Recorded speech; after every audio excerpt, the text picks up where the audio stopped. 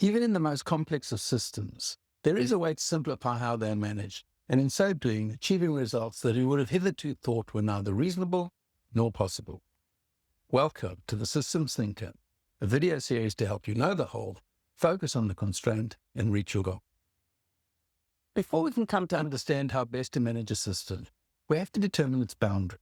Is it the whole enterprise? Perhaps a strategic business unit within the enterprise, or a business function within the strategic business unit, or a portfolio or program of projects, or maybe it's just one project within the portfolio or program. We need to be mindful that we don't draw our boundaries in such a way that when we optimize our system, it comes at the expense of the performance of the enterprise as a whole. Once we know the system's boundary, the next question is, what's the goal? Suffice it to say that for this exercise, it is the most generic of productivity responses, to maximize the outputs with a minimum of effort on the inputs. We know from the theory of constraints that the system so defined is only capable of producing as much as its constraint can manage.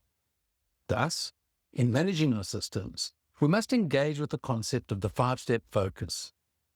Find the constraint, optimize the constraint, collaborate around the constraint, uplift the constraint, and start again.